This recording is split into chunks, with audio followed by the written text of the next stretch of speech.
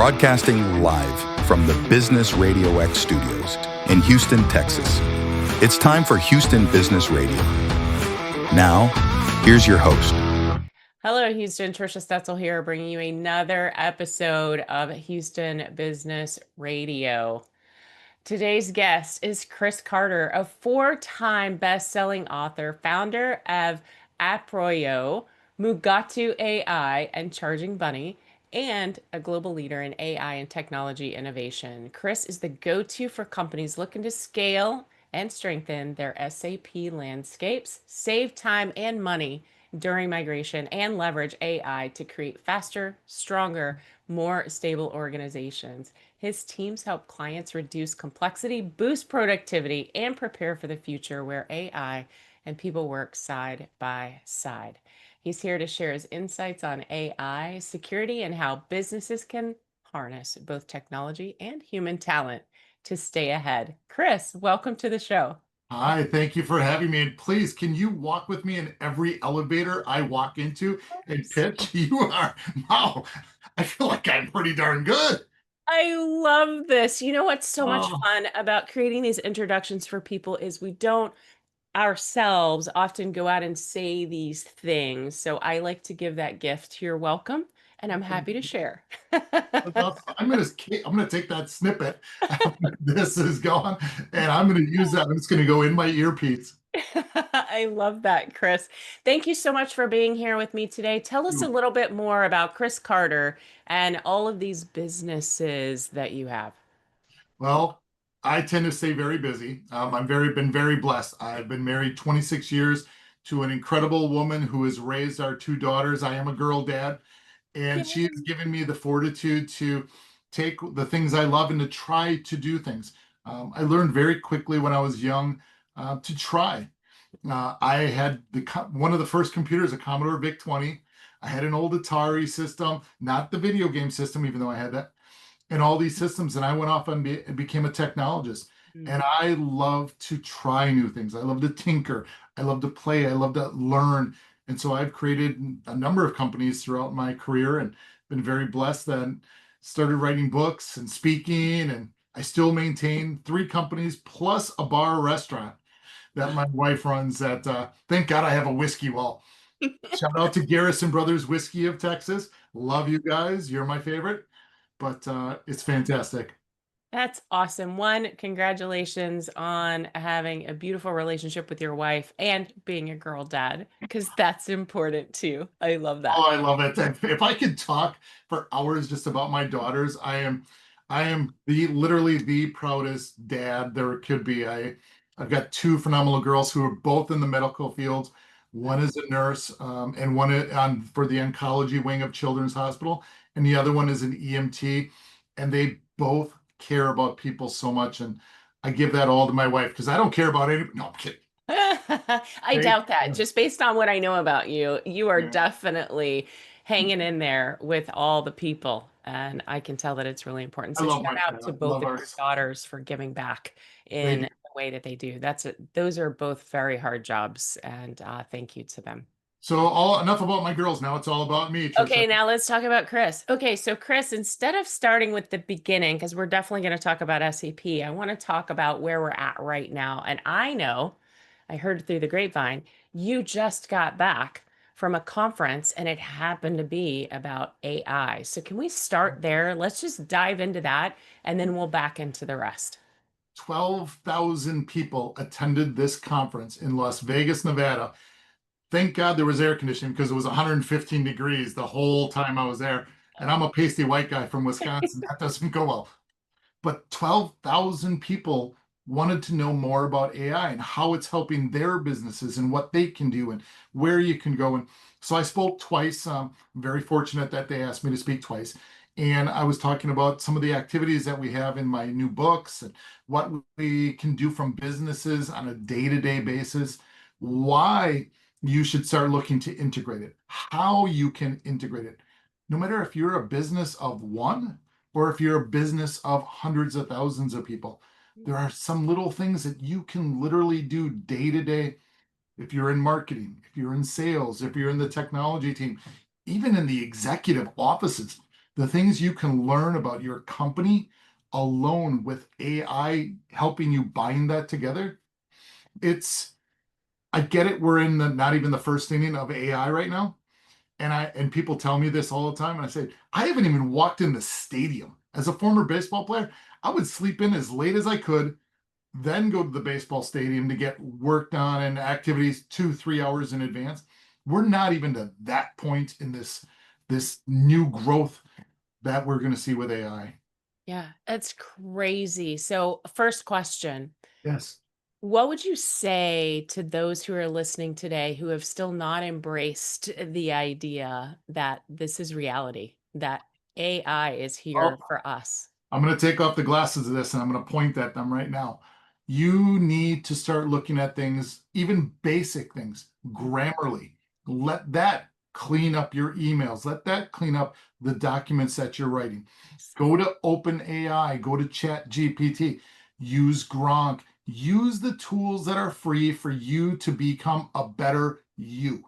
Because that's really what AI in my mind is all about. Will Mhm. it take jobs?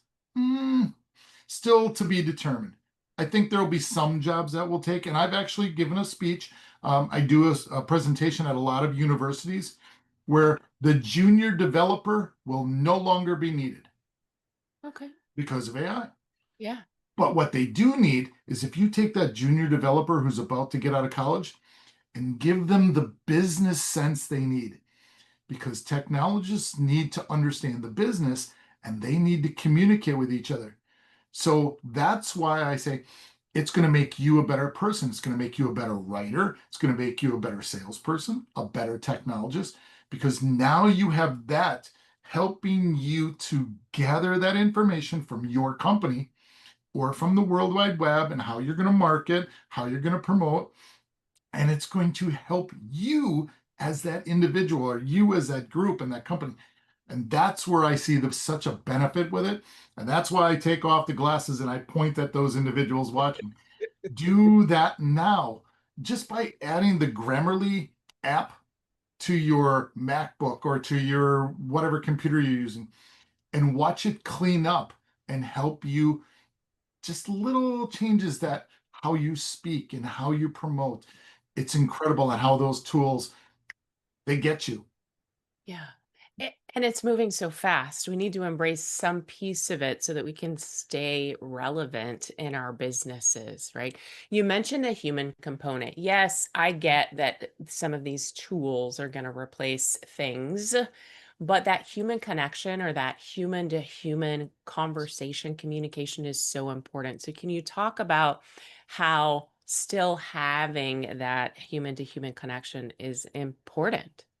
Oh, it's greatly important in the AI world because we cannot do this. We cannot have a conversation and have the video and activities going on between us as humans. If you are AI, you're going to have an avatar that's going to be manipulated, let's say, and everybody's going to know. Everybody's going to know that the passion that comes out of me and whenever I speak is not there in an AI.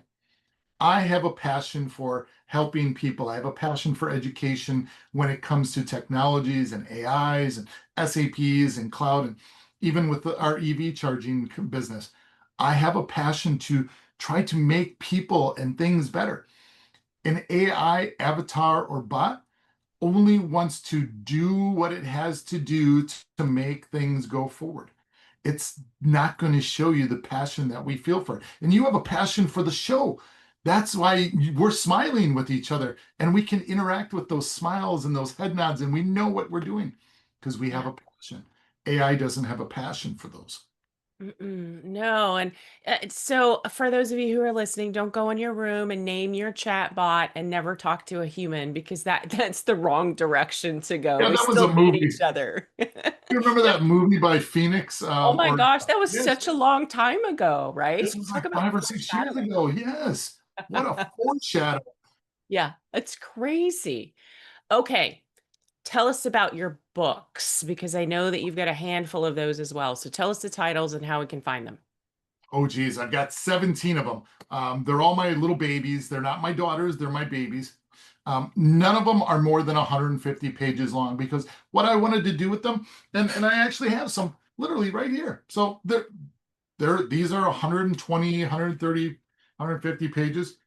It's basic AI understanding. They're all on Amazon. If you look me up on Christopher M. Carter or Chris Carter on Amazon, and I literally want to give you some information. I talked to you about GPT. I talked to you about what the basics of AI and Grammarly and how to use some of these. And then there's other ones that talk about large language models and small language models and what those are and why companies need to start looking at their data and they need to start cleaning up their data. Don't go out if you're a company and say, oh, just we're going to put this in and forget about your data. Because if you get everything from the World Wide Web, you're going to not get all of your information. You're going to get everybody's information. And so I talk through why and what and how. And just I act as if everybody is a kindergartner. I don't have grandchildren yet, but I remember those days of taking my daughters to school and having to dummy down everything I said because I'm a very intellectual person with a 160 plus IQ. I tend to get a little woof out there. But at the end of the day, I'm like, okay, let's talk to each other as if we've got 40 IQs and we're just starting in this world together and we're walking to school together. And that's what I really wanted to do because people are scared. I know my mom and dad didn't want to be anywhere near this. And it's people that are trying, or maybe they're afraid of trying. Well, this helps them to not be afraid. This takes the clown from underneath your bed and gets rid of them right away. Oh, I love that. So you guys go to Amazon, look up Christopher M. Carter or Chris Carter, and you can find all of his books there.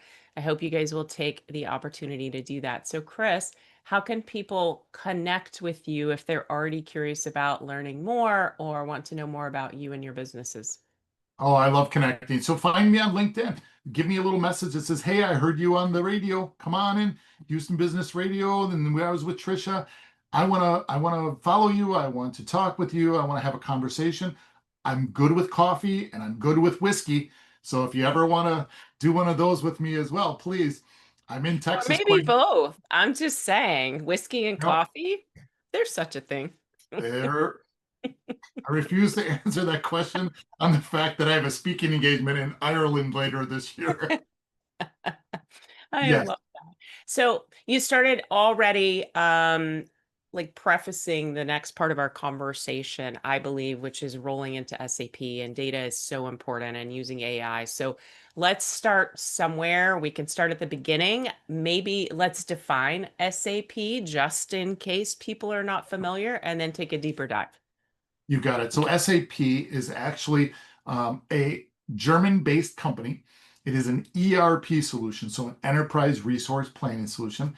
And what they did is they moved everything together into one central database. Your HR, your finance, your warehouse management, everything that you possibly could do to run a company in one nice, neat, clean package. And it's called SAP, and it's the S4 now we're going to the cloud. That information is in your central repository, your central database, and you need to keep it as your clean one record of truth. Because if you have one record of truth, it makes everything within your organization all on the same page. And when you have that, that's a beautiful thing because now everybody knows what they're doing with the same data and you can make decisions as a CEO, as a CFO. You can now make and leverage decisions based on that one record of truth because it's been kept and clean. And the AI tools of SAP, Joule, and of course the Microsoft tools that are built in help do that, and it makes it wonderful and easy for people running those systems at companies to be able to do that. Okay, so those of you listening who have multiple spreadsheets in multiple departments, you need to talk to Chris. I'm just saying Well, that. you've got the largest industry sector in Texas, and that's the oil and gas patch. Yeah. No matter if it's upstream, downstream, whatever the activities are with oil and gas, literally everybody from Diamondback to Chevron to Shell, everybody has SAP running in their organizations. They just may not have migrated them yet like they need to. But those are the tools and those are the companies and all of the partners that are wrapped around it use that. We work with Contango, and it used to be White Star Petroleum. Love that organization. I come down there and I meet with folks, and they all are trying to still figure it out, and that's why they work with us. But it's a tool that makes it simpler for them to be able to do their jobs. So yes, they do need to have conversation with us. Yes, they do. Um, so tell me more about who SAP is for, the types of businesses, the size of businesses, who needs SAP? Well, 10 years ago, I probably would have said it would have been for companies that are the largest in the world down to maybe $500,000 or $1 billion. But now what SAP has done is they brought it down to organizations. I just made reference to Contango, White Star Petroleum. They're a $20 million a year petroleum organization, and that's a $20 million company. They've got smaller companies as well that are leveraging it, smaller user counts. But at the end of the day, SAP allows you to bundle your finance, your HR, your warehouse, your oil and gas upstream, downstream activities. It gives you ability to put it all in one central repository and one record of truth. So you can be the multi-billion dollar Diamondbacks and Shells and so on that are in the patch, or you can be a smaller $20 million a year partner that is around the patch. And you can be in retail, you can be in oil and gas, you can be in manufacturing, discrete retail. We've got industry solutions in the SAP ecosystem that fit everybody's needs. You just need a great partner like us at Approyo to be able to support you to implement and support in those activities along the way. Yeah, absolutely. So, if folks are interested in talking specifically to you and the business Approyo and SAP, what's the best way to find you? So the best way to find the company is approyo.com, APPROYO.com, or find me on LinkedIn. You can also hit us up at the info at. And if somebody would really like to have a conversation, we've got an 800 number on the website, as well as my Twitter feeds and text feeds and X feeds and all those feeds. If it's not me, it's the company. So it's or find me at a convention or trade show. I'm literally all over the place, and that brings me to the point that we're going to celebrate today, Trisha. Today is my 50th podcast of the year with any group, and I am so honored that I get to do it with you. So Oh my we got gosh. back a little bit, so I was so happy that you're number 50. 50. Wow, Chris, that is amazing. I'm so excited to be a part of your 50th podcast. Oh, This you're a is sweetheart. Thank you. I'm just honored to be here because I think what you do and how you help the Houston business groups is fantastic. The knowledge you provide, and that's strictly what we want to do and what I try to do every day. I've been very blessed to do this since 1989. I know you weren't born yet, but back in the day, there were the 1980s with a lot of hairspray for women. It's kind of why I'm Yay. bald. Well, you might be surprised that that was the year I graduated from high school, Chris. But thank you. Really? Oh my gosh, you've got perfect skin, girl. Oh, thank you. Look at me. I now have perfect skin You as have well. perfect skin as well. For those of you who are not watching, you guys need to get on YouTube and come watch the video of our podcast today and not just listen to it. I know most of you are in your car if you're just listening. All right, so anybody who's wanting to connect with Chris, you guys know I'm going to have all of the links in the show notes. You can point and click. If you're sitting at the front of your computer, please don't do that while you're driving. You can always just take a note and come back to it later. So you talked about the data and the data being important and having a data repository that is the end all be all, the place that you go so that it is the truth and it is the best data that's available for you and your business, your company. How does that, or how does SAP actually increase productivity and reduce costs and reduce the complexity of running a business? Can we talk about that? Oh, that's a great question, because what it really does, and I'm going to take off the glasses again for this and to get it a little technical, it puts everything together in one place. You don't have to have 25 different applications running. You don't have to have a finance system. You don't have to have a warehouse management. You don't have to have an HR system. They're all under the guise of SAP. And they're all the modules, and all those modules come together. And so when they all come together, that's how you get that one database of truth. A lot of times, and it's still going on today, companies have 10, 15, 20.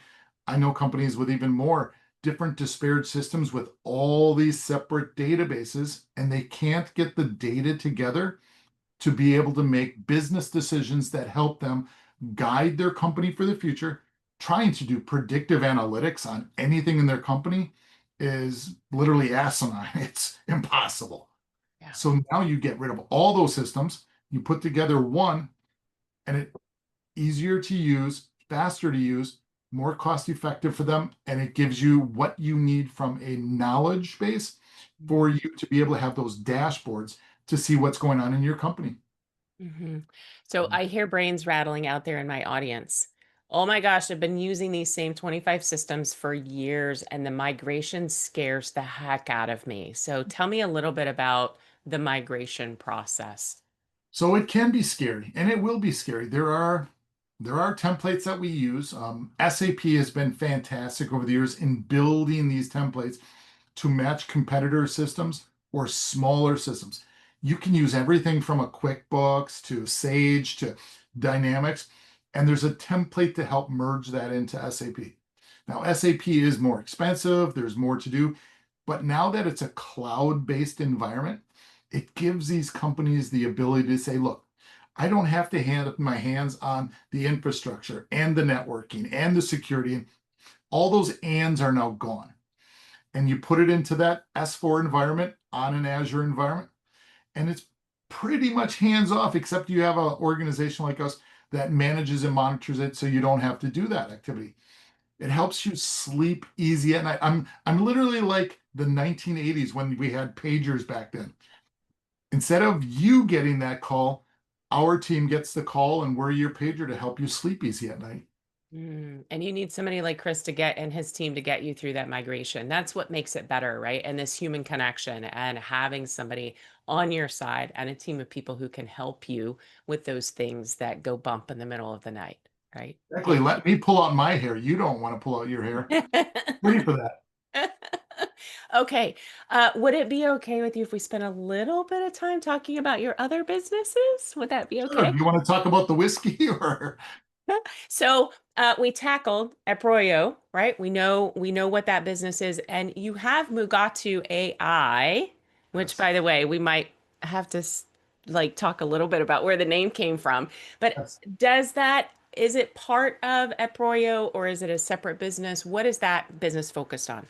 Great question, because it is a separately wholly owned organization of mine that's not part of Approyo, but we built a tool called Overwatch that we resell to partners and to Approyo as well as others, that maintains and monitors landscapes across the ecosystem. So no matter if you've got SAP or Oracle or Dynamics or Sage, plus all the security, predictive analytics tools, we built that tool so it would literally monitor entire landscapes without having to hire 50 people to do it or 20 people to do it. It does it with one human being with multiple dashboards, so people can actually get the benefits of their systems without having to do all the day-to-day and the updates and the upgrades. Everything, that tool does it for them. Wow, that's amazing. All right, so some people may find the name Mugatu familiar. You just have to tell us where it came from. So I hope they do. Well, if they're my age, they might remember a Ben Stiller movie called Zoolander. And in Zoolander was an actor by the name of Will Ferrell in one of his first movies. And he played a character called Mugatu. And he was a bad guy. He was the mean guy. Well, I loved that name of all these years. And as a matter of fact, I goof around with one of the videos. I'll send you the link that we're doing with him in the early part of the movie. And it is to me, it rolls off your tongue. It's Mugatu, and it it was just a name I've always wanted to figure out how to use. And so I named my AI startup after that, and lo and behold, people love it. Oh my gosh, it's so much fun. And thank you for sharing that. Okay, charging bunny. Oh, EV charging based upon solar rather than taking from the grid. We give back to the grid. We actually sell all of our excess power to the grid. We never pull it. We're always pushing it to the grid. I love my Tesla. My daughter's got it. I'm love EV. I think some of the things that we need to do, by no means am I green. I've got my Corvette and I've got a Suburban.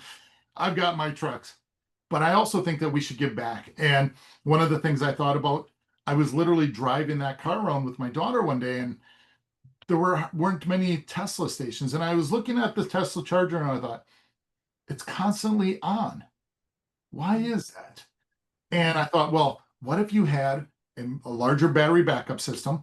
You had the ability to be able to pull from the solar. Look at all the sunshine and beautifulness in Houston that's there all the time. And I tell my friend Cliff Saunders down there, it's a beautiful state. It's very hot. There's a lot of sun, and it's sunny usually all 365 days of the year, somehow, way, somehow.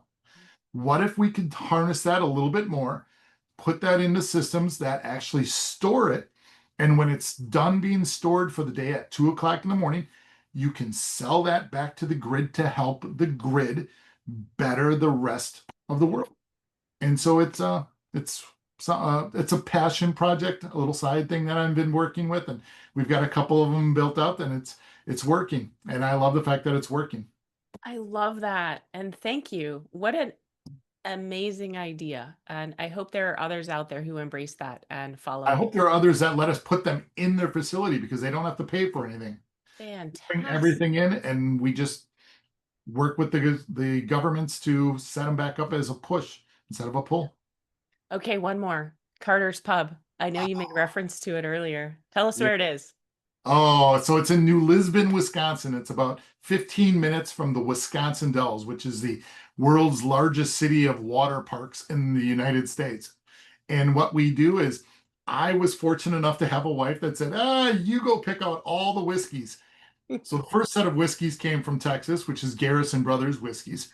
Nancy and Dan are great people, and so we've got all of their whiskey. And then I picked out the next 90 bottles of whiskey that I wanted from wherever in the world. My Buffalo Traces and Pappy's, and you name it, it's in there. Driftless Glen.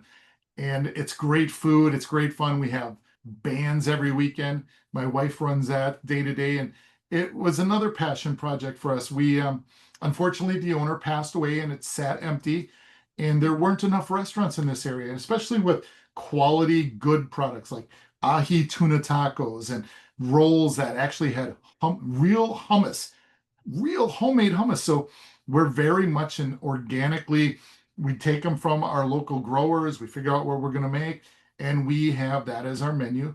But we wanted to be healthier. She saw her husband ballooning up in weight and said, let's be healthy about this. And so we picked healthy foods. And again, it's so much fun to see our neighbors come in and eat with us. And Jen or I are typically always there, and it's fun. It's I fun love just that. getting back to our community. Yes, absolutely. You're such a giver, Chris. I'm so blessed to have you on and to be your 50th podcast this year. It's a blessing that you and I met. And by the way, you guys, I did connect with him on LinkedIn. It was just a thing, right? It's how we got connected. As we finish up today, is there one piece of knowledge that you would like to share with the audience? Oh, especially since we're all business people here. Never be afraid to try. You're going to fail. Look at baseball players. As a former baseball player, I failed 7 of 10 times, but I still hit 300. Try, try, try. Never stop trying. And if you see success, keep trying more on that success. If you failed, take the knowledge you learned. That is success. Every failure is a 100% learning curve, and keep using that. And so I tell businesses, I love telling young people when I go to colleges and talk to them, you are going to fail miserably at a lot of things. but you're going to learn from it. And you're going to take that knowledge and do something else. And you might fail that time. Look at Edison. 1,000+ times he failed at the light bulb. And now I've got a light over my computer. I've got a light over my head. But just keep trying. It may not be 1,000 times. It may be one time you fail and the next time, 5 times. Just keep trying. And remember, at the end of the day, there's a little sign right there that my cousin's daughter made for me. Love each other. At the end of the day, be a good human being. There's a lot of things going on in this world, good, bad, or otherwise. But remember, be a nice person. Be a good person. Try to help others out. And if you're getting up that ladder of success, grab your hand back behind you and pull somebody up with you. That's good business. Oh my goodness. Yeah, we are cut from the same cloth, Chris. Golly, I'm so glad that you were on the show today. You have made my day, and I know that you've made others' days. Thank you for all you do in your community. Thank you for providing such an amazing service to our business owners and leaders who are out there listening. If you guys want to connect with Chris, remember you can find his books on Amazon at Christopher M. Carter or Chris Carter on Amazon. You can find his books, or Approyo, APPROYO.com. So you can find his business there. Did I get it right, Chris? You did. I'm Absolutely. so You're good. Next time, I'm going to tell you how I named Approyo. Okay. Yeah, because we Baseball need to learn story. that. I'm going to have to invite you back. I see this already. I hope so. Okay, Please my do. friend. Thank you so Oh, much. thanks, kiddo. I loved it. Oh, That's happy all the 50th. Happy 50th. Oh, happy 50th. Happy 50th. This is amazing. We're celebrating. Oh, wait. I think I can do some confetti Yes. We should be able to do this. and balloons. You're only. Confetti and balloons. Woo! There they are. Happy 50th. All right, my friends, that's all the time we have for today. If you found value in this conversation that I had with Chris today, please share it with a fellow entrepreneur, veteran, or Houston leader ready to grow.